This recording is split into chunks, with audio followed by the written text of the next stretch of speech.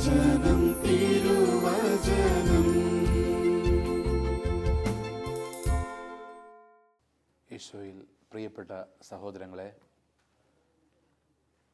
നമ്മുടെ എല്ലാവരുടെയും ജീവിതത്തിൽ സംഭവിക്കുന്ന ഒരു വലിയ അല്ലെങ്കിൽ സംഭവിക്കാൻ സാധ്യതയുള്ള ഒരു കാര്യമാണ്, നമ്മൾ പ്രതീക്ഷിക്കാത്ത ചില കാര്യങ്ങൾ നമ്മുടെ ജീവിതത്തിലേക്ക് വരും. അപ്രതീക്ഷിതമായ ചില അനുഭവങ്ങൾ നമ്മുടെ ജീവിതത്തിലേക്ക് വരും. നമുക്കൊരിക്കലും അന്ന് നമ്മളങ്ങനെ ഒരു സംഭവം നമ്മുടെ ജീവിതത്തിലേക്ക് വരുമെന്ന് പ്രതീക്ഷിച്ചിട്ടില്ല. നമുക്ക് താങ്ങാൻ പറ്റാത്ത, നമ്മുടെ ജീവിതത്തെ വല്ലാതെ ഉലയ്ക്കുന്ന, നമ്മുടെ ജീവിതത്തിൽ നമ്മൾ ഒരിക്കലും പ്രതീക്ഷിക്കാത്ത ചില അനുഭവങ്ങൾ നമ്മുടെ ജീവിതത്തെ തേടി വരും. നമുക്ക് ആർക്കും പറയാൻ പറ്റില്ല നമ്മുടെ ജീവിതം ഇങ്ങനെ പോകാൻ പറ്റുമെന്ന്. നമ്മൾ ആഗ്രഹിക്കാത്ത ഒരുപാട് കാര്യങ്ങൾ നമ്മുടെ ജീവിതത്തിലേക്ക് വരാം. പ്രിയപ്പെട്ടവരെ, ഈ ആഗ്രഹിക്കാത്ത കാര്യങ്ങൾ നമ്മുടെ ജീവിതത്തിലേക്ക് വരുമ്പോൾ നമ്മൾ അതിനോട് എങ്ങനെ പ്രതികരിക്കുന്നു?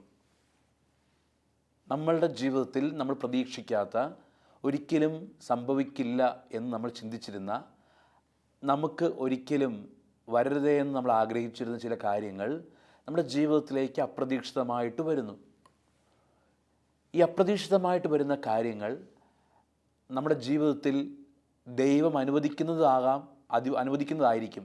പക്ഷെ അതുപോലെ ആ സംഭവത്തിലൂടെ ചിലപ്പോൾ നമ്മുടെ ജീവിതത്തിൻ്റെ, നമ്മുടെ കുടുംബത്തിൻ്റെ നിയന്ത്രണം തിന്മ ഏറ്റെടുക്കാം. അത് പലപ്പോഴും സംഭവിക്കുന്നു. ഒരുപാട് കുടുംബങ്ങൾ ധ്യാനത്തിനൊക്കെ വരുമ്പോൾ പ്രതീക്ഷിക്കാത്ത ചില അനുഭവങ്ങൾ, അങ്ങനെ പ്രതീക്ഷിച്ചിട്ടില്ല, ഒരു വർഷം മുമ്പ്, ഒരു മാസം മുമ്പ്, അല്ലെങ്കിൽ കഴിഞ്ഞ ദിവസം, അല്ലെങ്കിൽ ഒരിക്കലും ഞാൻ മുമ്പോട്ട് പോയപ്പോൾ ഇങ്ങനെയൊരു സാഹചര്യം എനിക്കുണ്ടാകും എന്ന് പ്രതീക്ഷിച്ചിട്ടില്ല. ഞാൻ വിവാഹം കഴിച്ചപ്പോൾ ഇങ്ങനെയൊരു സാഹചര്യം എൻ്റെ ദാമ്പത്യ ജീവിതത്തിൽ ഉണ്ടാകുമെന്ന് ഞാൻ പ്രതീക്ഷിച്ചിട്ടില്ല. ഞാൻ എൻ്റെ യുവത്വത്തിൻ്റെ എല്ലാ നന്മകളിലും നടന്നപ്പോൾ എൻ്റെ ജീവിതത്തിൽ ഇങ്ങനെയൊരു പ്രശ്നമുണ്ടാകുമെന്ന് ഞാൻ ചിന്തിച്ചിട്ടില്ല.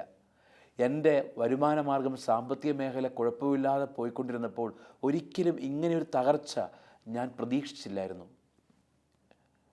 ഇങ്ങനെ ഒരുപാട് പേര് ഇന്ന് ഡിവൈനിൽ ധ്യാനത്തിൽ വരുമ്പോൾ ചോദിക്കുന്നൊരു ചോദ്യമാണ്. പ്രതീക്ഷിക്കാത്ത ഒരുപാട് സംഭവങ്ങൾ വന്നതുമൂലം ഒരുപാട് മക്കൾ അസ്വസ്ഥപ്പെടുന്നുണ്ട്. ഈ ഒരു കാര്യത്തിന് വേണ്ടി പ്രാർത്ഥിക്കുമ്പോൾ ഈശോ പറയാൻ ആഗ്രഹിക്കുന്നൊരു സന്ദേശമാണ് ഞാൻ പറയുന്നത്. ഈ ഒരു കാര്യത്തിന് വേണ്ടി പ്രാർത്ഥിച്ചപ്പോൾ മത്തായിയുടെ സുവിശേഷം 14-ാം അധ്യായം 13-ാമത്തെ വചനം, ഈശോയുടെ ജീവിതത്തിൽ ഈശോ കേൾക്കാൻ ആഗ്രഹിക്കാത്ത ഒരു സംഭവം ഈശോയുടെ ജീവിതത്തിൽ ഉണ്ടാകുന്നു. ഈശോ ഒരിക്കലും പ്രതീക്ഷിക്കാത്തൊരു സംഭവം ഈശോയുടെ ജീവിതത്തിലേക്ക് വരുന്നു. എന്താണ് ആ സംഭവം? പ്രിയപ്പെട്ടവരെ, ഇതാണ് യോഹന്നാന്റെ സുവിശേഷം 14-ാം അധ്യായം 1 മുതൽ 12 വരെയുള്ള വചനത്തിൽ നമ്മൾ കാണുന്നു. സ്നാപകൻ കൊല്ലപ്പെടുന്നു. യേശുവിന് വഴിയൊരുക്കാൻ വന്ന, യേശുവിൻ്റെ സഹോദരനിൽപ്പെട്ട, അല്ലെങ്കിൽ യേശുവിന് വഴിയൊരുക്കാൻ വന്ന, യേശു ഈ ഭൂമിയിൽ ആരെക്കുറിച്ച് അഭിമാനിച്ചിരുന്നുവോ, ഈശോ പറഞ്ഞു, സ്ത്രീകളിൽ ജനിച്ചവനിൽ സ്നാപകനേക്കാൾ വലിയവനില്ല. അങ്ങനെ ഈശോയുടെ ഒരു കസിൻ ബ്രദർ, ഈശോയുടെക്ക് വഴിയൊരുക്കാൻ വന്നവൻ, ഈശോ അഭിമാനിച്ചിരുന്നൊരു വ്യക്തി, ആ വ്യക്തി വധിക്കപ്പെടുന്നു. ഇത് ഈശോയെ സംബന്ധിച്ച് വലിയൊരു വേദന നൽകിയ വാർത്തയാണ്. അതിനോട് ഈശോ എങ്ങനെ പ്രതികരിച്ചു? നമ്മൾ പ്രതികരിക്കേണ്ട രീതി അങ്ങനെയാണ്. ഒരു കാര്യത്തോട് 13-ാമത്തെ വചനം, യേശു ഇത് കേട്ട് അവിടുന്ന് പിൻവാങ്ങി വഞ്ചിയിൽ കയറി തനിച്ച് ഒരു വിജന സ്ഥലത്തേക്ക് പോയി. ഇതാണ് വചനം പറയുന്നത്. യേശു ഇത് കേട്ടു എന്ന് വെച്ചാൽ, ഞാൻ പറഞ്ഞല്ലോ, നമ്മുടെയൊക്കെ ജീവിതത്തിൽ നമ്മൾ കേൾക്കാൻ പാടില്ലാത്ത ഒരുപാട് കാര്യങ്ങൾ കേൾക്കും, അല്ലേ? നമ്മൾ ഒരിക്കലും കേൾക്കാൻ ഇഷ്ടപ്പെടാത്ത ഒരുപാട് കാര്യങ്ങൾ നമ്മുടെ ജീവിതത്തിൽ വരും. ഒരുപാട് കാര്യങ്ങൾ നമ്മുടെ ജീവിതത്തിലേക്ക് വരും. ചിലർ ഇപ്പോൾ എന്നെ ശ്രമിച്ചുകൊണ്ടിരിക്കുന്നവർ ചിന്തിക്കുന്നുണ്ട്, എൻ്റെ ജീവിതത്തിൽ ഞാൻ പ്രതീക്ഷിക്കാത്ത ഒരുപാട് കാര്യങ്ങൾ എൻ്റെ ജീവിതത്തിലേക്ക് വരുന്നു. പ്രിയപ്പെട്ടവരെ, ഒന്ന് നമ്മൾ ചെയ്യേണ്ടത്, യേശു ഇത് കേട്ട് അവിടുന്ന് പിൻവാങ്ങി എന്ന് വെച്ചാൽ, നമ്മൾ ആ സാഹചര്യത്തിൽ നിൽക്കുമ്പോൾ നമ്മൾ ആ സാഹചര്യത്തിൽ നമ്മളെ ഒന്ന് പിൻവാങ്ങണം. നമ്മൾ പതുക്കെ ഒന്ന് ഒറ്റപ്പെടലിലേക്ക് പതുക്കെ അവിടുന്ന് മാറി നിൽക്കണം. ഒന്നാമത് അതാണ്. നമ്മൾ ആ സാഹചര്യത്തിൽ തന്നെ നിൽക്കുമ്പോൾ നമ്മൾ ആ സാഹചര്യത്തിൽ തൂങ്ങിക്കിടക്കരുത്. ഇപ്പോൾ പ്രതീക്ഷിക്കാത്തൊരു കടബാധ്യത ഉണ്ടായി, പ്രതീക്ഷിക്കാത്ത ഒരു പ്രിയപ്പെട്ടവരുടെ മരണം ഉണ്ടായി, പ്രതീക്ഷിക്കാത്ത ഒരു കുറ്റപ്പെടുത്തൽ, ഒരു അവഗണന, ഒരു ചതി അല്ലെങ്കിൽ ഒരു പ്രതിസന്ധി നമുക്കുണ്ടായി. നമ്മൾ അതിനെക്കുറിച്ച് തന്നെ ചിന്തിച്ച് അതിൽ തന്നെ ഇൻവോൾവ്ഡ് ആയിട്ട് നിൽക്കരുത്. നമ്മൾ സ്വസ്ഥമായിട്ടൊന്ന് മാറണം. നമ്മളൊന്ന് സ്വസ്ഥമായിട്ട് മാറണം. നമ്മളെ ചതിച്ചവർ, നമ്മളെ വേദനിപ്പിച്ചവർ, നമ്മളെ മുറിപ്പെടുത്തിയവർ, നമ്മളെ അസ്വസ്ഥപ്പെടുത്തിയ സാഹചര്യം, നമുക്ക് നഷ്ടമുണ്ടാക്കിയ സാഹചര്യം, അത് നമ്മുടെ തലയിൽ നിന്ന് ആദ്യം ഒന്ന് മാറ്റി നമ്മളെ തന്നെ ഒന്ന് മാറ്റണം. എന്തിനാണ് നമ്മൾ മാറ്റുന്നതെന്നറിയാവോ? രണ്ടാമത്തെ കാര്യം എന്താണ്? യേശു വഞ്ചിയിൽ കയറി വിജനദേശത്തേക്ക് പോയി. ഈശോ വിജനദേശത്തേക്ക് പോയി എന്ന് പറഞ്ഞാൽ അത് നമ്മൾ ഓർക്കണം. ഈശോ അവിടെ ശുശ്രൂഷ ചെയ്തുകൊണ്ടിരിക്കുകയായിരുന്നു. ഈശോ അവിടെ വലിയൊരു ശുശ്രൂഷ ചെയ്തുകൊണ്ടിരിക്കുകയായിരുന്നു. യേശു അത് കേട്ടപ്പോൾ ആ ശുശ്രൂഷ അവസാനിച്ച് അതിൽ നിന്ന് പിൻവാങ്ങി. ചിലപ്പോൾ ബിസിനസ് ചെയ്തുകൊണ്ടിരിക്കുന്നു, നമ്മൾ പല കാര്യങ്ങൾ അതിൽ നിന്നൊന്ന് പതുക്കെ പിൻവാങ്ങണം. എന്തിനാണെന്നറിയാവോ? നമ്മൾ പിതാവിലേക്ക് മാറണം. യേശു വിജനദേശത്തേക്ക് പോയി എന്ന് പറഞ്ഞാൽ യേശു പിതാവിലേക്ക് പോയി. യേശു പിതാവിലേക്ക് തിരിഞ്ഞു. യേശു പിതാവിലേക്ക് മാറി. യേശു പിതാവിലേക്ക് വന്നു. ഇതാണ് ഏറ്റവും പ്രധാനപ്പെട്ട കാര്യം. നമ്മൾ ചെയ്യേണ്ട കാര്യമാണ്. നമ്മൾ ആ സാഹചര്യത്തിൽ നിന്ന് മാറി നമ്മൾ ഈശോയിലേക്ക് ഒന്ന് തിരിയണം. ഇത് വളരെ പ്രധാനപ്പെട്ടൊരു കാര്യമാണ്. പ്രിയപ്പെട്ടവരെ, ഞാൻ ഓർക്കുന്നത്, എനിക്ക് പരിചയമുള്ള ഒരു കുടുംബം, ഇവർ പോട്ടയിലൊക്കെ പ്രാർത്ഥിക്കാൻ വരും. പോട്ടയിൽ പ്രാർത്ഥിക്കാൻ വരുന്ന ഈ കുടുംബം അവർ ഞായറാഴ്ചയൊക്കെ അവിടെ മധ്യസ്ഥ പ്രാർത്ഥനാ ഗ്രൂപ്പിൽ പ്രാർത്ഥിക്കാനൊക്കെ വരും. കുടുംബനാഥനും കുടുംബനാഥയും ഒക്കെ. ഇവർക്ക് ഒരു മകനാണ് ഉള്ളത്. അപ്പോൾ ഈ മകൻ്റെ വിവാഹം നിശ്ചയിച്ചു. അവൻ വിദേശത്താണ്. അവൻ വന്നു. അവൻ്റെ എൻഗേജ്മെൻറ്റും മാരേജിൻ്റെയും ഡേറ്റൊക്കെ നിശ്ചയിച്ചു. അപ്പോൾ ഈ എൻഗേജ്മെൻറ്റിന് മുമ്പ് ഈ ഡ്രസ്സ് എടുക്കാൻ പോകണം, അല്ലേ? അങ്ങനെ മാരേജിന് ആവശ്യമായ കാര്യങ്ങൾ എടുക്കാൻ പോകണം. അങ്ങനെ ഈ വിവാഹത്തിന് ആവശ്യമായ കാര്യങ്ങൾ എടുക്കാൻ വേണ്ടി ഈ പയ്യൻ വീട്ടുകാരോടൊപ്പം പോകുമ്പോഴാണ്, എറണാകുളത്ത് ഒരു ഷോപ്പിലേക്ക് പോകുമ്പോഴാണ് ഒരു അപകടമുണ്ടായി ഈ കുടുംബത്തിലെ ഏക മകൻ മരിക്കുന്നത്. ആ കുടുംബം ഒരിക്കലും അപ്രതീക്ഷിതമായ ആ സംഭവം ഒരിക്കലും പ്രതീക്ഷിച്ചിട്ടില്ല. പ്രിയപ്പെട്ടവരെ, ഞാൻ ആ കുടുംബത്തിൽ പോയി പ്രാർത്ഥിച്ചു. ഞങ്ങൾ ആ കുടുംബത്തോടൊപ്പമൊക്കെ പ്രാർത്ഥനയിൽ ചേർന്ന് നിന്നു. ആ കുടുംബത്തെ ഈശോയുടെ കരങ്ങളിലേക്ക് കൊടുത്തു. അപ്പോഴും നമ്മുടെയൊക്കെ ഉള്ളൊരു ചോദ്യം വരുമല്ലോ, ഇത്രയും പ്രാർത്ഥിക്കുന്ന, ഇത്രയും ദൈവത്തോടൊക്കെ ചേർന്ന് നിൽക്കുന്ന കുടുംബത്തിലാണല്ലോ ഇത് വന്നത്. ഇനി ആ വ്യക്തിയെ എങ്ങനെ നമ്മൾ ഫേസ് ചെയ്യും? എൻ്റെ മനസ്സിൽ അങ്ങനെ ഒരു ചോദ്യം ഉണ്ടായിരുന്നു. അങ്ങനെ ഈ മകൻ്റെ ഈ 41 ആ തിരുക്കർമ്മങ്ങളെല്ലാം കഴിഞ്ഞ് ഞാൻ പിറ്റേ ഞായറാഴ്ച നോക്കുമ്പോൾ ഈ അപ്പൻ അതുപോലെ തന്നെ ഈ പ്രാർത്ഥനയിൽ വന്നിരിക്കുക. അപ്പോൾ ഇദ്ദേഹത്തെ ഞാൻ കണ്ടു. ഞങ്ങൾ താമസിക്കുന്ന സ്ഥലത്ത് നിന്ന് ഇദ്ദേഹം താഴത്തൂടെ പോകുന്നത് ഞാൻ കണ്ടു. പക്ഷേ എനിക്ക് ഇദ്ദേഹത്തിൻ്റെ മുൻപിലേക്ക് ചെല്ലാനൊരു ബലമില്ലായിരുന്നു. കാരണം അദ്ദേഹം ചിലപ്പോൾ ഇങ്ങനെ ചോദിക്കും, അച്ഛാ ഇത്രയൊക്കെ പ്രാർത്ഥിച്ചിട്ട്, ഇത്രയൊക്കെ ദൈവത്തോട് ചേർന്ന് നിന്നിട്ട് എന്താ അച്ഛാ ഇങ്ങനെയൊക്കെ സംഭവിച്ചത്? സത്യം പറഞ്ഞാൽ എനിക്കതിന് ഉത്തരം കൊടുക്കാനൊന്നുമില്ല. അതുകൊണ്ട് അദ്ദേഹത്തെ അവോയ്ഡ് ചെയ്യുക, അദ്ദേഹത്തിൻ്റെ മുമ്പിൽ നിൽക്കാനുള്ളൊരു ബലം എനിക്കില്ല എന്നതുകൊണ്ട് അദ്ദേഹത്തെ അവോയ്ഡ് ചെയ്യുക എന്നതായിരുന്നു എൻ്റെ ചിന്ത. പക്ഷേ അവിചാരിതമായിട്ട് അദ്ദേഹം എന്നെ അന്വേഷിച്ച് വന്നു. അപ്പോൾ എനിക്ക് അദ്ദേഹത്തിൻ്റെ മുമ്പിൽ നിൽക്കാൻ പറ്റാത്തൊരു സാഹചര്യം ഉണ്ടായി. ഞാൻ അദ്ദേഹത്തിൻ്റെ മുമ്പിൽ നിന്നു. അപ്പോൾ അദ്ദേഹം എന്നോട് പറഞ്ഞു, ഞാൻ ചിന്തിച്ചത് വേറെ രീതി അദ്ദേഹം പറയുമെന്ന്. അദ്ദേഹം പറഞ്ഞു, എൻ്റെ അച്ഛാ, ശരിയാ അച്ഛാ, എൻ്റെ മകൻ മരിച്ചു.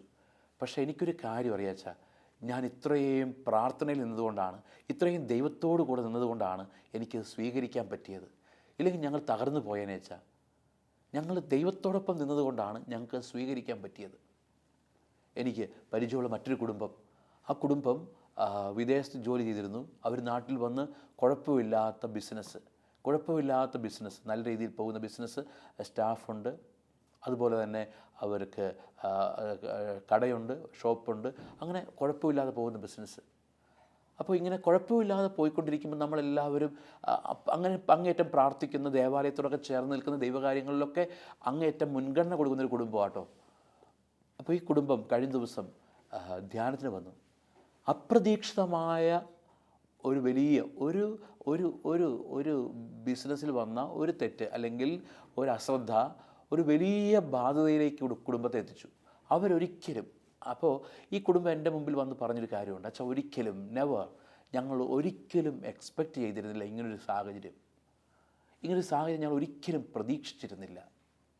കണ്ടോ, ആ കുടുംബം പ്രതീക്ഷിക്കാത്തൊരു സാഹചര്യം ആ കുടുംബത്തിലുണ്ടായി.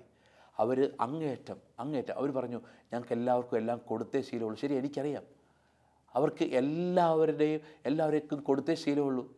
അവർക്ക് ഒരിക്കൽ പോലും ഒരു ഫിനാൻഷ്യൽ ക്രൈസിസ് ഇന്നോളം അവരുടെ ജീവിതത്തിൽ, ഇവർ രണ്ടുപേരുടെയും അപ്പൻ്റെയും അമ്മയുടെയും കുഞ്ഞുനാൾ മുതലുള്ള ജീവിതത്തിൽ ഒരു ഫിനാൻഷ്യൽ ക്രൈസിസ് ഉണ്ടാകാത്തവരാണ്. പക്ഷേ ഒരു മൂവ്മെൻറ്റ്, ഒരു തീരുമാനം തെറ്റിപ്പോയപ്പോൾ, ഒരശ്രദ്ധ വന്നപ്പോൾ, അല്ലെങ്കിൽ ഒരു സാഹചര്യത്തിൽ ഒരു ദൈവം അനുവദിച്ച ഒരു പ്രതിസന്ധി വന്നപ്പോൾ വലിയൊരു ഫിനാൻഷ്യൽ ക്രൈസിസിലേക്ക് കുടുംബം പോകുന്നു, വലിയൊരു സാമ്പത്തിക ക്രൈസിസിലേക്ക് പോകുന്നു. അതവരുടെ ആരോഗ്യത്തെ, അതവരുടെ സ്വഭാവത്തെ എല്ലാം മാറ്റുന്നു. പ്രിയപ്പെട്ടവരെ, ഇങ്ങനെ കുറേ അനുഭവങ്ങൾ. ഒരു സഹോദരി, എനിക്ക് പരിചയമുള്ളതാണ്. ആ സഹോദരി 2 മക്കൾ ഒരു ദിവസം ഭർത്താവിനോടൊപ്പം കിടന്നുറങ്ങുകയാണ്. രാത്രി പ്രാർത്ഥിച്ച് ഭർത്താവിൻ്റെ ഒപ്പമൊക്കെ സന്തോഷത്തോടെ ഭക്ഷണമൊക്കെ കഴിച്ച് ടി വിയൊക്കെ കണ്ട് പ്രാർത്ഥിച്ച് കിടന്നുറങ്ങുകയാണ്. രാവിലെ ഇദ്ദേഹം മരിച്ചു കിടക്കുന്നു. ഇദ്ദേഹം ആ രാത്രിയിൽ മരിച്ചു. ഈ സഹോദരനോട് ചോദിച്ച ചോദ്യമുണ്ട്, അച്ഛാ, മരിച്ചതിലല്ല അച്ഛൻ എനിക്ക് സങ്കടം, പക്ഷേ എന്നോടൊന്ന് പറഞ്ഞിട്ട് പോകാൻ പാടില്ലായിരുന്നോ, എന്നോടൊന്ന് പറയാൻ പാടില്ലായിരുന്നോ? പ്രിയപ്പെട്ടവർ, ഈ ചോദ്യങ്ങളെല്ലാം ഇപ്പോൾ ഞാൻ പറഞ്ഞ ഈ 3 സംഭവങ്ങളും വ്യത്യസ്തമായ രീതിയിൽ നമ്മുടെ എല്ലാവരുടെയും ജീവിതത്തിൽ വരുന്നുണ്ട്. നമ്മുടെ എല്ലാവരുടെയും ജീവിതത്തിൽ ഈ വ്യത്യസ്തമായ രീതിയിൽ ഇത് വരുന്നുണ്ട്. പക്ഷേ ഇതിനോട് നമ്മൾ എങ്ങനെ പ്രതികരിക്കുന്നു? കാരണം ഞാൻ പറഞ്ഞല്ലോ, ഈ ഒരു സംഭവത്തിലൂടെ, അപ്രതീക്ഷിതമായൊരു സംഭവത്തിലൂടെ നമ്മുടെ ജീവിതത്തെയും നമ്മുടെ കുടുംബത്തെയും സ്വന്തമാക്കാൻ ഉറപ്പായിട്ടും പിശാച് ശ്രമിക്കും. അപ്രതീക്ഷിതമായ ഒരു സംഭവത്തിലൂടെ നമ്മുടെ ജീവിതത്തെയും നമ്മുടെ കുടുംബത്തെയും സ്വന്തമാക്കാൻ പിശാച് ശ്രമിക്കും. അപ്രതീക്ഷിതമായ സംഭവത്തിലൂടെ. ഇതുറപ്പായ കാര്യമാണ്. ഈശോ എന്താ ചെയ്തത്? ഈശോ പിതാവിൻ്റെ അടുത്തേക്ക് പോയി. ഈശോ പിതാവിൻ്റെ അടുത്ത് പോയിരുന്നു. കാരണം നമ്മൾ ആ സംഭവത്തെ സ്വീകരിക്കേണ്ടത് ഒന്നാമതായിട്ട് ദൈവകരങ്ങളിൽ നിന്നാണ്. നമ്മൾ നമ്മുടെ ബുദ്ധിയിൽ വയ്ക്കരുത്. അതുകൊണ്ടാണ് പിൻവാങ്ങിയെന്ന് പറയുന്നത്. പിൻവാങ്ങിയെന്ന് പറഞ്ഞാൽ അവൻ്റെ തീരുമാനത്തിൽ നിന്ന്, അവൻ്റെ ബുദ്ധിയിൽ നിന്ന്, അവൻ്റെ ചുറ്റുപാടുകളിൽ നിന്ന്, അവൻ്റെ ബന്ധങ്ങളിൽ നിന്ന് അവൻ പിൻവാങ്ങി. അല്ലെങ്കിൽ നമ്മൾ എന്ത് ചെയ്യും? നമ്മൾ ആ പ്രശ്നത്തിന് ഉത്തരം തേടി നമ്മളുടെ ബുദ്ധിയിൽ അന്വേഷിക്കും, നമ്മുടെ ബന്ധങ്ങൾ അന്വേഷിക്കും. യഥാർത്ഥത്തിൽ ആ പ്രശ്നത്തിന് ഉത്തരം നമ്മുടെ ബുദ്ധിയിൽ നിന്നോ, നമ്മുടെ ബന്ധങ്ങളിൽ നിന്നോ, നമ്മുടെ സറൗണ്ടിങ്സിൽ നിന്നോ, നമ്മുടെ ചുറ്റുപാടുകളിൽ നിന്നോ നമുക്ക് വരില്ല. അപ്പോൾ ഈശോ അവിടുന്ന് പിൻവാങ്ങി. എന്നിട്ട് ഈശോ എങ്ങോട്ട് പോയി? ഈശോ പിതാവിൻ്റെ അടുത്തേക്ക് പോയി. ഇതാണ് നമ്മൾ ചെയ്യേണ്ടത്. നമ്മൾ പിതാവിൻ്റെ അടുത്തേക്ക് പോവുക. പ്രിയപ്പെട്ടവരെ, ഈശോ പ്രാർത്ഥനയെക്കുറിച്ച് പഠിപ്പിച്ചൊരു മനോഹരമായ ഉപമയില്ലേ? എന്താ ഉപമ? എന്താ ഈശോ പ്രാർത്ഥനയെക്കുറിച്ച് പഠിപ്പിച്ച ഉപമ? എന്താ? ഇതാ, നിങ്ങൾക്ക് ഒരു സ്നേഹിതനുണ്ടെന്നിരിക്കട്ടെ. അർദ്ധരാത്രിയിൽ നിങ്ങൾ ആ സ്നേഹിതൻ്റെ അടുത്ത് ചെല്ലുന്നു. എന്തിനാണ് ചെല്ലുന്നത്? ആ അർദ്ധരാത്രിയിൽ നിൻ്റെ അടുത്തേക്ക് ഒരാൾ വന്നിരിക്കുന്നു, അതിഥി വന്നിരിക്കുന്നു. ഒരു സ്നേഹിതൻ നിൻ്റെ അടുത്തേക്ക് വന്നിരിക്കുന്നു. അവന് കൊടുക്കാൻ ഒന്നുമില്ല. ഒന്ന് ഓർത്ത് നോക്കിക്കേ, അന്ന് രാത്രിയിൽ, അർദ്ധരാത്രിയിൽ ഒരിക്കലും ഭക്ഷണം കഴിച്ച് കുടുംബത്തോടൊപ്പം മക്കളോടൊപ്പം കിടക്കുമ്പോൾ ഈ മനുഷ്യൻ ചിന്തിച്ചതല്ല അന്ന് അങ്ങനെ ഒരു അതിഥി തൻ്റെ ജീവിതത്തിലേക്ക് ആ രാത്രി വരുമെന്ന്. ഈശോ പ്രാർത്ഥനയെക്കുറിച്ച് പഠിപ്പിച്ച ഉപമയാട്ടോ അത്. അന്ന് രാത്രി ഭക്ഷണം കഴിച്ച് കുടുംബത്തോടൊപ്പം സന്തോഷത്തോടെ വർത്തമാനമൊക്കെ പറഞ്ഞ് രാത്രി കിടക്കാൻ നേരത്ത് അങ്ങനെ ഒരു അതിഥി വന്ന് വാതിൽ മുട്ടുമെന്ന് ചിന്തിച്ചിരുന്നോ? ഇല്ല, ചിന്തിച്ചിട്ടില്ല. അത് ഒരിക്കലും ചിന്തിച്ചിട്ടില്ല. അന്ന് രാത്രി ഒരു അതിഥി വന്നു, ഒരു സ്നേഹിതൻ വന്നു, യാത്രാമധ്യേ എൻ്റെ അടുത്ത് വന്നു. അപ്പോൾ എന്ത് ചെയ്തു? ഇവന് കൊടുക്കാൻ ഒന്നുമില്ല. ഇവനെന്താ ചെയ്യുന്നത്? ഇവൻ ഉടനെ വാതിൽ തുറന്ന് ഓടുകയാണ്. എങ്ങോട്ട്? അവൻ്റെ സ്നേഹിതൻ്റെ അടുത്തേക്ക്. അവനൊരു സ്നേഹിതനുണ്ട്. ഏത് പാതിരാത്രിയിൽ ചെന്ന് മുട്ടാൻ ഒരു സ്നേഹിതനുണ്ട്. ഏത് രാത്രിയിലും ചെന്ന് മുട്ടാം. ഒരു അപ്പോയിൻമെൻറ്റും വേണ്ട, മുൻകൂട്ടി കാത്തു നിൽക്കണ്ട, അവന് ചെന്ന് മുട്ടാൻ ഒരു സ്നേഹിതനുണ്ട്. കണ്ടോ? ഈ സ്നേഹിതൻ്റെ പേരാണ് ദൈവം. അപ്രതീക്ഷിതമായൊരു അനുഭവം, അപ്രതീക്ഷിതമായ ഒരു പ്രതിസന്ധി, അപ്രതീക്ഷിതമായ ഒരു ജീവിതത്തിലെ ഒരു സഹനം, ഒരു പ്രതിസന്ധി നമ്മുടെ ജീവിതത്തിൽ വരുമ്പോൾ നമുക്കെല്ലാവരും ചെയ്യേണ്ട ഒരു കാര്യമാണ്, നമുക്ക് അപ്പോയിൻമെൻറ്റ് കാത്തു നിൽക്കാതെ, അല്ലേ, നമുക്ക് ആരുടെയും മുൻകൂട്ടി വിളിച്ചു പറയാതെ നമുക്ക് കയറാൻ പറ്റുന്ന ഒരു വാതിൽ ഈശോ മാത്രമാണ്, പ്രാർത്ഥന മാത്രമാണ്. അവിടെ നമുക്ക് ആരും തുണയാകുകയില്ല. നമ്മളല്ലെങ്കിൽ നമ്മൾ പ്രാർത്ഥിക്കാനൊക്കെ ആയിട്ട് എന്ത് ചെയ്യും? നമ്മൾ ഏതെങ്കിലും അച്ഛന്മാരെ വിളിക്കും, അവരുടെ മുമ്പിൽ പോയി കാത്തു നിൽക്കും, അവരെ വിളിക്കും. ഒക്കെ അത് വേണ്ട എന്നല്ല ഞാൻ പറയുന്നത്. പക്ഷേ അതിനേക്കാളൊക്കെ നമ്മുടെ പ്രശ്നത്തിൽ ഇടപെടാൻ കഴിവുള്ള, അതിനേക്കാളൊക്കെ നമ്മുടെ ജീവിതത്തെക്കുറിച്ച് കരുതലുള്ള, അതിനേക്കാളൊക്കെ നമ്മുടെ ജീവിതത്തെ ശ്രദ്ധയുള്ള ഒരു ദൈവമുണ്ട്. നമ്മൾ ആ ദൈവത്തിലേക്ക് കയറണം, നമ്മൾ ആ ദൈവത്തിലേക്ക് പ്രവേശിക്കണം, ആ ദൈവത്തിലേക്ക് അടുത്തേക്ക് വരണം. അതാണ് ഏറ്റവും പ്രധാനപ്പെട്ട കാര്യം. അപ്പോൾ ഒരു പ്രതിസന്ധി ഉണ്ടാകുമ്പോൾ ഒന്ന്, നമ്മൾ അതിനെപ്പറ്റി നിൽക്കാതെ അതിൽ നിന്ന് പിൻവാങ്ങണം. രണ്ട്, നമ്മൾ യേശുവിലേക്ക് തിരിയണം. മൂന്നാമത്തെ കാര്യം എന്താണ്? മൂന്നാമത്തെ കാര്യം ഇതാണ്: അവൻ കരയ്ക്കിറങ്ങിയപ്പോൾ വലിയൊരു ജനക്കൂട്ടത്തെ കണ്ടു, അവരുടെ മേൽ അവൻ അനുകമ്പ തോന്നി. കണ്ടോ?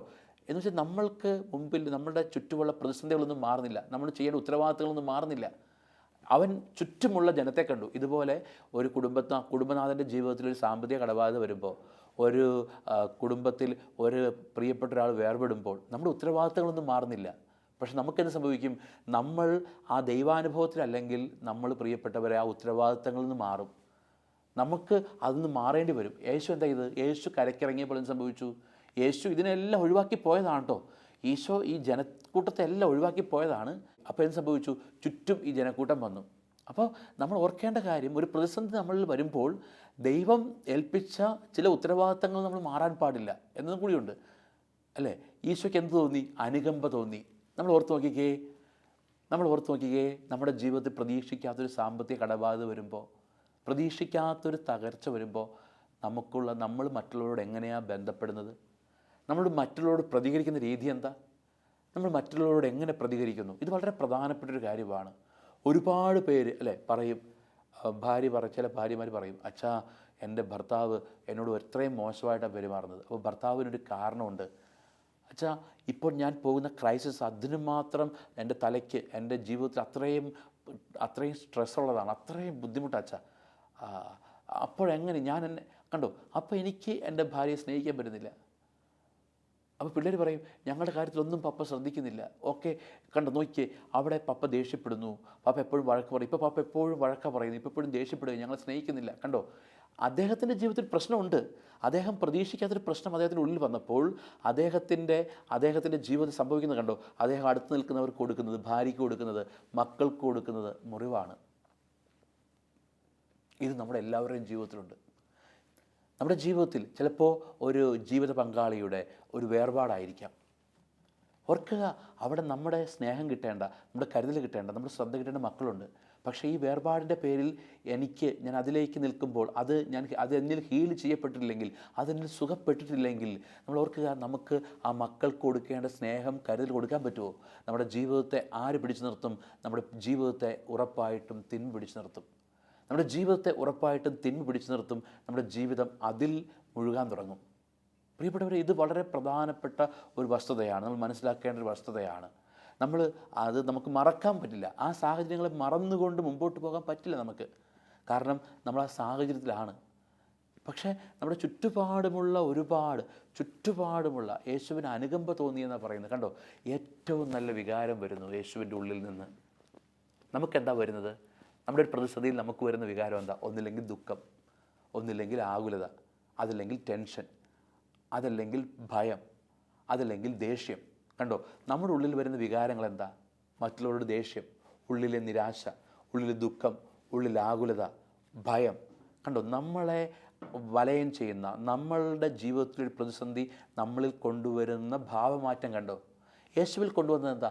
യേശുവിൽ കൊണ്ടുവന്നത് അനുകമ്പ തോന്നി. ഏറ്റവും ആർദ്രമായ ഭാവം, ഏറ്റവും നന്മയുടെ ഭാവം അനുകമ്പ. കണ്ടോ? ഇതെവിടുന്ന് വരുന്നു? ഇങ്ങനൊരു പ്രതിസന്ധി ജീവിതത്തിൽ വന്നു നിൽക്കുമ്പോൾ, ഇങ്ങനെ കേൾക്കാൻ പാടില്ലാത്തൊരു വാർത്ത ജീവിതത്തിൽ വന്നു നിൽക്കുമ്പോൾ, ഈ അനുകമ്പ, ഈ സ്നേഹം എവിടുന്ന് വരുന്നു? അതാണ് പ്രധാനപ്പെട്ടത്. നമ്മൾ കാണുന്നില്ലേ ഏറ്റവും നല്ലൊരു കാര്യം, അല്ലേ?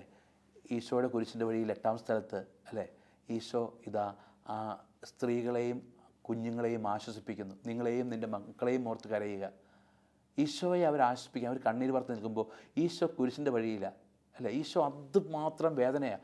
ഇപ്പോൾ ഈശോ 2-ാം സ്ഥലത്ത് വീണ് കഴിഞ്ഞു, 7-ാം സ്ഥലത്ത് ഈ 2-ാം പ്രാവശ്യം വീണ് കഴിഞ്ഞു പ്രിയപ്പെട്ടവരെ. എന്നിട്ട് ഈശോ നിവർന്ന് എഴുന്നേറ്റ് നടക്കാൻ തുടങ്ങുമ്പോഴാണ് ഈശോ കാണുന്നത് ഈ സ്ത്രീകളും കുഞ്ഞുങ്ങളും കരഞ്ഞുകൊണ്ട് നിൽക്കുന്നു. കണ്ടോ? ഈശോയുടെ കണ്ണ് പോകുന്നത് എങ്ങോട്ടാ? ഈശോ അവരോടുള്ള മനോഭാവം എന്താ? ഈശോയുടെ ഉള്ളിൽ ഇവരെല്ലാവരും ഇത് കാണുന്നു, ഞാൻ ഇതിങ്ങനെ ആയല്ലോ, അങ്ങനെ ചിന്തയാണോ? ഈശോ തൻ്റെ വേദന മറന്ന് അവരെ ആശ്വസിപ്പിക്കുന്നു. കണ്ടോ? ഈശോയുടെ വേദന മറന്ന് അവരെ ആശ്വസിപ്പിക്കുന്നു. ഈശോ തൻ്റെ വേദന മറന്ന് അവരെ ആശ്വസിപ്പിക്കാൻ കാരണം എന്താ? ഈശോയുടെ ഉള്ളിൽ ആ കുരിശുമരണത്തിൻ്റെ എല്ലാ പ്രത്യാഘാതങ്ങളുമുണ്ട്, ഒറ്റപ്പെടലുണ്ട്. ഈശോയുടെ ജീവിതത്തിൽ ശിഷ്യന്മാർ ഉപേക്ഷിച്ചു പോയതിൻ്റെ വേദനയുണ്ട്. ഈശോയുടെ ജീവിതത്തിൽ മനുഷ്യന് സങ്കല്പിക്കാൻ പറ്റാത്ത വേദനയുടെ ആധിക്യമുണ്ട്. ഈശോയുടെ ജീവിതത്തിൽ അപമാനിക്കപ്പെട്ടതിൻ്റെ വലിയ നൊമ്പരമുണ്ട്. ഇതിൻ്റെ എല്ലാം നടുവിലാണ് ഈശോ കുരിശിൻ്റെ വഴിയിൽ. ഇതിൻ്റെ ഒരു മനുഷ്യൻ്റെ ജീവിതത്തിലെ എല്ലാ പ്രതിസന്ധികളും എല്ലാ പ്രശ്നങ്ങളും കുരിശിലുണ്ട്. ദാരിദ്ര്യമുണ്ട്, ഒന്നുമില്ലായ്മയുണ്ട്, അപമാനമുണ്ട്, ഒറ്റപ്പെടലുണ്ട്, കളിയാക്കലുണ്ട്, ചതിയുണ്ട്. ഒരു മനുഷ്യൻ്റെ ജീവിതത്തിൽ എന്തൊക്കെ പ്രത്യാഘാതം വരാമോ, പ്രശ്നം വരാമോ, അതെല്ലാം ഉണ്ട് അവിടെ, അതെല്ലാം അവിടെ ഉണ്ട്. അപ്പോഴാണ് ഈശോ എന്ത് ചെയ്യുന്നത്? ഈശോ ആശ്വസിപ്പിക്കുന്നത്. അതിൻ്റെ കാരണം എന്താ? അതിൻ്റെ കാരണം ഇതാണ്. ഈശോ പഠിപ്പിക്കുന്നൊരു കാര്യം, എൻ്റെ പിതാവ് എൻ്റെ കൂടെയുണ്ട്. കണ്ടോ, ഞാൻ പറഞ്ഞില്ലേ, ഈശോ ഒരു പ്രതിസന്ധിയിൽ പിതാവിലേക്ക് തിരിഞ്ഞു. ഈശോ ഒരു പ്രതിസന്ധിയിൽ പിതാവിലേക്ക് തിരിഞ്ഞതാണ് ഈശോയ്ക്ക് അത് നേരിടാൻ, അവിടെ നന്മയുണ്ടാകാൻ കാരണം. പ്രിയപ്പെട്ടവരെ, നമ്മൾ ഓർക്കേണ്ട കാര്യം, നമ്മുടെ ജീവിതത്തിലൊരു പ്രശ്നത്തെ ആര് ഏറ്റെടുക്കുന്നു, നമ്മുടെ ജീവിതത്തിലൊരു പ്രശ്നത്തെ ആര് ഏറ്റെടുക്കുന്നു, ഇത് ശ്രദ്ധിക്കണം. ഈശോ ഉടനെ ആ പ്രശ്നവുമായിട്ട് ദൈവത്തിലേക്ക് പോയി. നമ്മുടെ പ്രശ്നത്തെ ആര് ഏറ്റെടുക്കുന്നു? നമ്മുടെ പ്രശ്നത്തെ പലപ്പോഴും ഏറ്റെടുക്കുന്നത് തിന്മയാണ്. ഒരു പ്രശ്നത്തിൽ നമ്മൾ പലപ്പോഴും നയിക്കപ്പെടുന്നത് തിന്മയിലാണ്. അതുകൊണ്ടാണ് നമ്മുടെ ജീവിതത്തിൽ അത്ഭുതം കാണാൻ പറ്റാത്തത്, രക്ഷ കാണാൻ പറ്റാത്തത്, നന്മ കാണാൻ പറ്റാത്തത്, നന്മ കൊടുക്കാൻ പറ്റാത്തത്. ഇനി ഒരു പ്രശ്നത്തെ തിന്മ ഏറ്റെടുത്തതിൻ്റെ ലക്ഷണങ്ങൾ എന്തൊക്കെയാണ്? ഒരു ജീവിതത്തിലെ പ്രശ്നത്തെ തിന്മ ഏറ്റെടുത്തതിൻ്റെ ലക്ഷണങ്ങൾ എന്തൊക്കെയാണ്?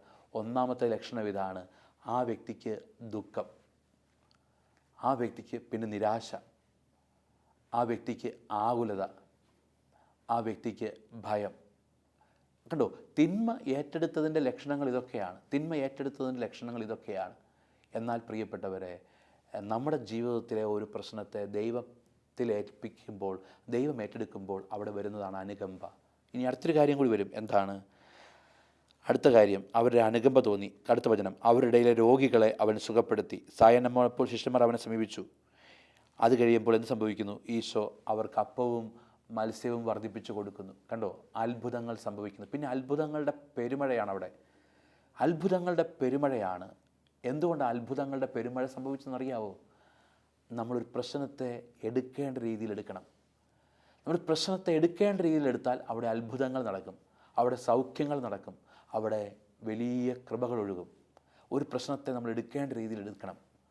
അപ്പോൾ ഒരു പ്രശ്നത്തെ എടുക്കേണ്ട രീതിയിൽ എടുക്കുമ്പോൾ ഒന്നാമത്തെ കാര്യം, നമ്മൾ ആദ്യം അതിൽ നിന്ന് പിൻവാങ്ങണം. 2, നമ്മൾ ദൈവത്തിലേക്ക് പോകണം, മറ്റാരിലേക്കും പോകരുത്, ദൈവത്തിലേക്ക് പോകണം. 3, അങ്ങനെ പോകുമ്പോൾ നമ്മുടെ ഉള്ളിൽ രൂപപ്പെടുന്നൊരു വികാരം അനുകമ്പ തോന്നും. നമ്മുടെ ചുറ്റുപാടുകളോട് കരുതൽ കാണിക്കാൻ, ചുറ്റുപാടുകളോട് സ്നേഹം കാണിക്കാൻ നമ്മുടെ ഉള്ളിൽ നെഗറ്റീവായ ചിന്തകൾ വരില്ല. അങ്ങനെ പോകുമ്പോൾ, അങ്ങനെ നമ്മളൊരു മനോഭാവം സ്വീകരിക്കുമ്പോൾ, അങ്ങനെ ഒരു കൃപയിലേക്ക് വരുമ്പോൾ നമ്മൾ അത്ഭുതങ്ങൾ ഉറപ്പായിട്ടും കാണും. കണ്ടോ, ഈശോ അത്ഭുതം ചെയ്യുന്നു. ഈശോ ഏറ്റവും കൂടുതൽ അത്ഭുതം അവിടെ പ്രവർത്തിക്കുക. രോഗികളെ സുഖപ്പെടുത്തുന്നു, അപ്പം വർദ്ധിപ്പിക്കുന്നു. അങ്ങനെ അത്ഭുതങ്ങളുടെ ഘോഷയാത്രയാണ്. പിന്നെ അവിടെ അത്ഭുതങ്ങളുടെ, ദൈവിക പ്രവർത്തനങ്ങളുടെ ഘോഷയാത്ര നടക്കുകയാണ്. ഏറ്റവും വലിയ വേദന ഉണ്ടായപ്പോഴാണ് ഏറ്റവും വലിയ അത്ഭുതങ്ങൾ സംഭവിക്കുന്നത്. ഏറ്റവും വലിയ വേദനയിലാണ് ഏറ്റവും കൂടുതൽ അത്ഭുതങ്ങൾ സംഭവിക്കുന്നത്. കാരണം എന്താ? അതിനെ നമ്മൾ സ്വീകരിക്കുന്ന രീതി, അതിനെ നമ്മൾ സ്വീകരിക്കേണ്ട രീതി, അതാണ് ഇമ്പോർട്ടൻറ്റ്, അതാണ് പ്രധാനപ്പെട്ടത് പ്രിയപ്പെട്ടവരെ. അതിനാൽ നമ്മൾ ഈ വചന ശുശ്രൂഷയിൽ പരിശുദ്ധാത്മാവ് ഒരുപാട് പേരോട് പറയുന്നത് ഈ കാര്യമാണ്. നമ്മൾ നമ്മുടെ പ്രശ്നത്തിൽ തൂങ്ങിക്കിടക്കാതെ നമ്മളൊന്ന് എങ്ങോട്ട് മാറണം? നമ്മൾ മാറേണ്ടത് ഈശോയിലേക്കാണ്, ഈ ദൈവത്തിലേക്ക് എത്തുക. എന്നിട്ട് നമ്മൾ ആ ദൈവത്തോട് ചേർന്ന് നിൽക്കുമ്പോൾ നമ്മുടെ ഉള്ളിൽ നമ്മുടെ ദുഃഖം, നിരാശ, ഭയം, ആകുലത ഇതെല്ലാം മാറി അനുകമ്പയുടെ, സ്നേഹത്തിൻ്റെ, കരുതലിൻ്റെ ഒക്കെ ഭാവം വരും. അപ്പോൾ നമ്മുടെ ജീവിതത്തിൽ വലിയ കൃപകളും അഭിഷേകവും ദൈവം നൽകി അനുഗ്രഹിക്കും. നമുക്ക് ആ കൃപയ്ക്ക് വേണ്ടി ഈശോയോട് പ്രാർത്ഥിക്കാം. ദൈവം നമ്മെ അനുഗ്രഹിക്കട്ടെ. ആമേൻ.